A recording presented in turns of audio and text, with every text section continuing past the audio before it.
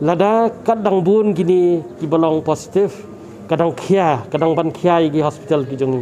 Kadang ban kia ya ki nong trei jong ki hospital ki jongi. Ki doktor ki nurse baro teten hadu ki barat hadu ki bahe. Ki administrator jong ki hospital. Bat kani kan wanra ya kajing shitom bat. Ya ki nong pang hapor ki wan lada ki doktor jongi ki lathat, lada ki sister jongi ki lathat, lada ki nong trei jongi ki lathat. Pin shem gajing e bat kasami kajing dam kajing bom sultanat nak kaliang ki pajba bat ngakentu haba village charno no hospital ki doktor ki dei ki ba ai kajing semar kam dei kapor ba fin kadokti yanu yenoru ai ba katu ko hospital ka badan ka village mafi kajing pinyat ki ba kilabu renti pin buat renti bat kanum dan kanu kajing kenroi kajing ketakti yanu yenoru lada village akum ni ka warahi kajing stom ya kipat nong song jongi ya kinong pang jongi ngingit scam bu blay try kan ra jongi undang keringi nakani ka khlam bat ngingit scam ru bak jing duai gi jong phi kinlong kiba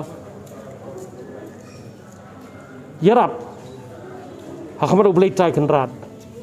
yangi kiba try hakani ka kam bat kumjuru ya kinong senchar snong gi jongi ya kinong senchar ya ki minister ki jungi cabinet minister jungi ki administrator ki jungi bakin ran rai ki rai ki balong ki babha bat ki bayarap ya ki pat masuk stong jungi boleh sibon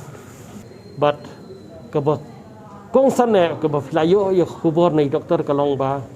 kitu ki beladap ai ya ketika leni ke vaccination ka lada kilong positif ru kam da sitam than e ki ba sitam e gide gitu ki ba kham ai vaccination bat filai kajing doe ki jibriu ki jongi ki babun nakan ni ka khlam ka pemerintah bat ka kubor ka bakong san e bangi ai syakipat nong song ki jongi. The message we have to give to all the residents, the citizens of the state is very clear. You don't need a lockdown. It is you who is supposed to lock down yourself seeing the condition like this. We don't need to impose anything. It is the responsibility of each and every citizen to make self-imposition so that we contain the spread. Kabakong san e kalong kabashingan tam, the safest place now, kabashingan tam kadai ka yeng lajong. Lada amdan kam ban mi, amdai ban mi. Kelayo sngo hi mentan ya kajing jur jong ka ni kajing pang. But kabakong sana ki bakham ai vaccination kada kham jur susu te kamut lada ngilayo ya ka vaccination menta sobhawan chakmat but ngan ong yang sai sisien wat nummi shabar kham danon kajing don kam kajing mi jong fi shabar lada phio to ya ladi phila banum lele phila banum dan kajing sitam kiban sitam kindai hapo yeng jong fi ngila ban tem ni ka khlam